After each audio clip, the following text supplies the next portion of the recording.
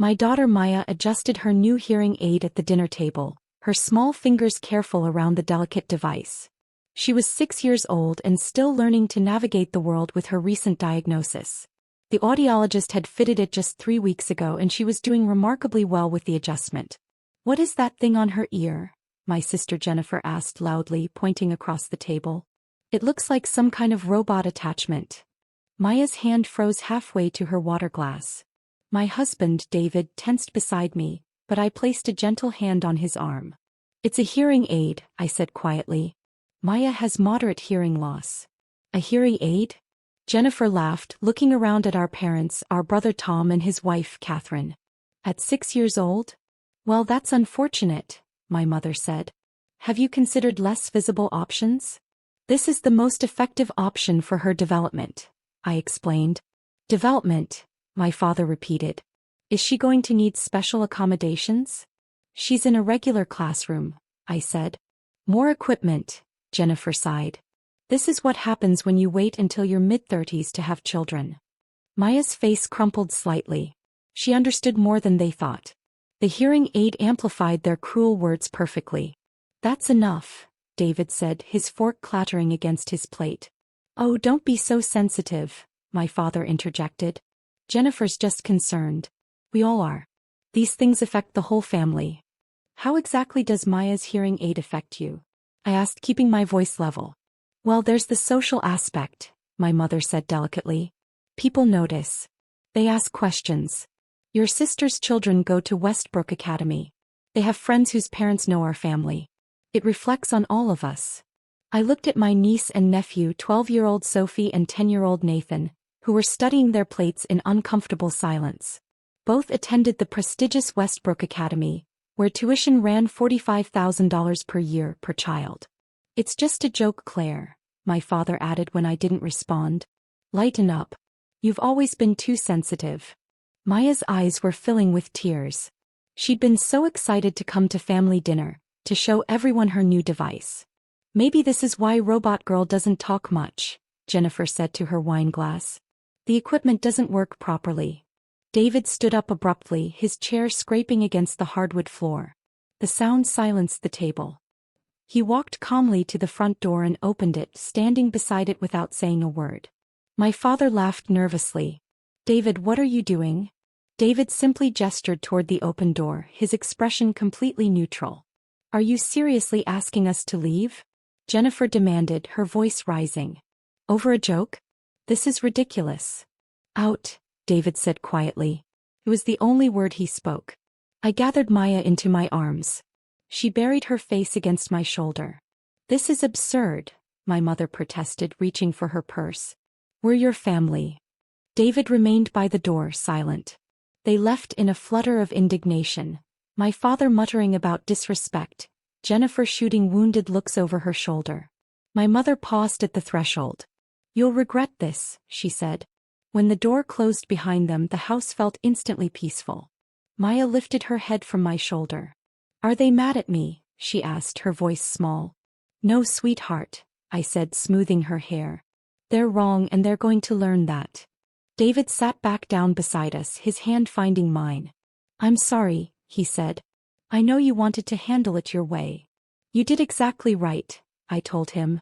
That night, after Maya fell asleep, I sat at my desk and opened my laptop. The spreadsheet I'd been maintaining for 6 years glowed on the screen. A detailed record of every payment, every transfer, every bill I'd quietly covered for my family.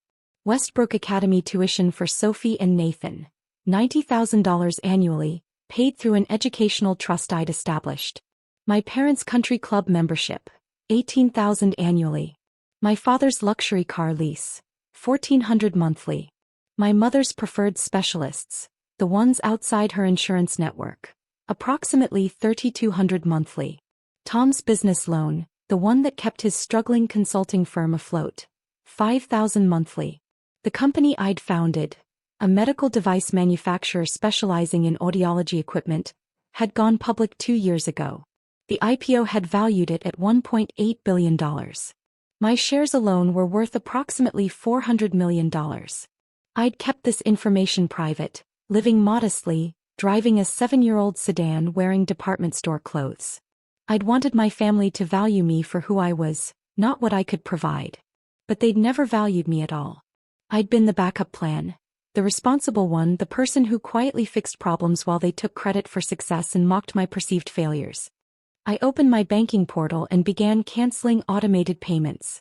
Each click felt like cutting a thread that had been strangling me for years. The next morning, my phone began ringing at 6:45. I was making Maya breakfast while she practiced identifying sounds with her hearing aid. Jennifer's name flashed on the screen. I let it go to voicemail. 3 minutes later, Tom called. Then my mother. Then my father. At 7:30, my mother's text arrived. Westbrook Academy called. They say the trust fund payments have been suspended. There must be a banking error. I responded, no error. I've withdrawn all education funding. My phone exploded with calls. I silenced it and drove Maya to school, watching her run toward her classroom. Her teacher waved through the window. By the time I returned home, there were 17 missed calls and 34 text messages. I read through them systematically. Jennifer, you can't do this. Sophie and Nathan's education isn't a game. My father, this is childish. We can discuss it like adults. Tom, my business account shows a failed transfer. We need to talk. I called Jennifer back first. She answered on the first ring. What the hell are you doing? She demanded. Westbrook just said Sophie and Nathan's tuition hasn't been paid. I've canceled the educational trust, I said calmly. The one I established 6 years ago. What trust? The trust funded by my company, Auditech Solutions. We manufacture hearing aids. We went public 2 years ago. Silence stretched long enough that I checked to see if the call had dropped. You don't have a company, Jennifer finally said. I'm the founder and We went public 2 years ago. The Wall Street Journal covered it. This is insane, she whispered. The trust helped your children access quality education. But last night you mocked my daughter's disability, called her robot girl. So I've reassessed my support. It was a joke, Jennifer said desperately. You know I didn't mean anything by it. Actually, I don't know that. What I know is that you humiliated a 6-year-old child at a family dinner. My family's financial situation has changed accordingly. Claire, please. Sophie and Nathan's education can be funded by their parents, I interrupted gently. You and your husband both work.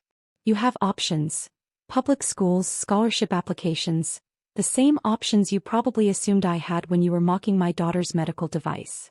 I ended the call and immediately dialed the country club's billing department. This is Claire Morrison. I need to cancel the family membership under the Henderson account.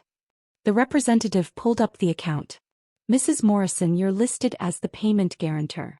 Are you aware this will affect 4 family members' access? I'm aware. Please proceed with immediate cancellation. My father called 30 seconds after I hung up. What is happening? He demanded without preamble. Your mother just received a call from the club. They're saying our membership has been canceled. And her doctor's office is asking for a new payment method.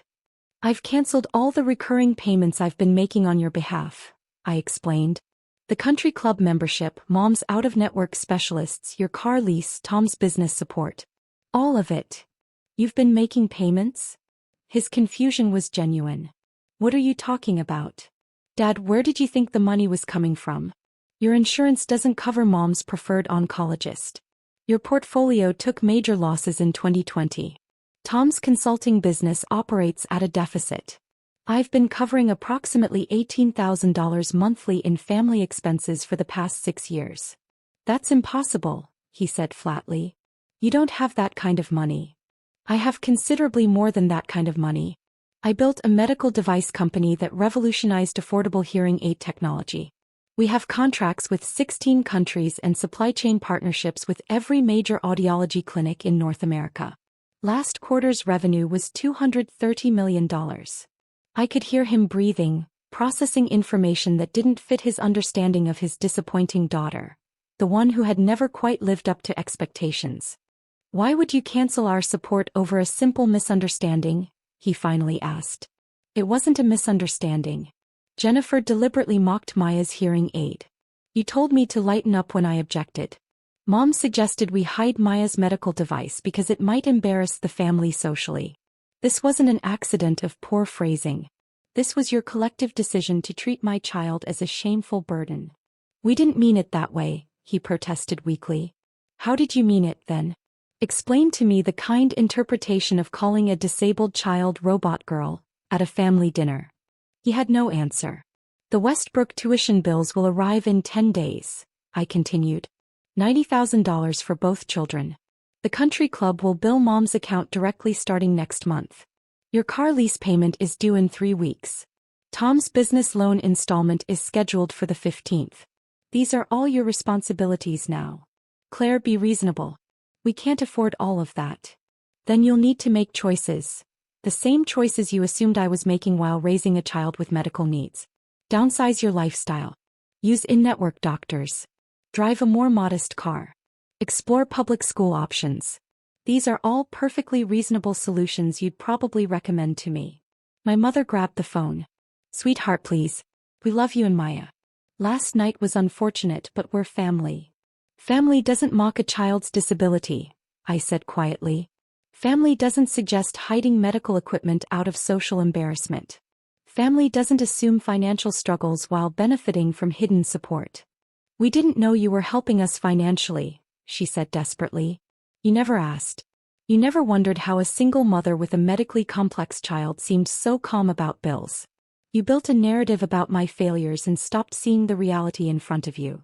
Tom called as soon as I disconnected. His voice was panicked. Claire, my business account is overdrawn. The loan payment didn't transfer. What's going on? I've stopped covering your business loan, I said simply. What business loan? I never took a loan from you. You took one from First National Bank 6 years ago, when your consulting firm was failing and you were about to lose everything. I've been making the monthly payments since then. $5,000 a month for 72 months. That's $360,000 total, by the way. You never questioned why the bank stopped sending payment reminders. Oh my God, he breathed. I thought the bank had some kind of grace period program. The program was me. It's ending now. Why? Because of Jennifer's stupid comment last night. Because all of you decided that my daughter's medical device was an appropriate target for mockery. Because when I objected, Dad told me to lighten up.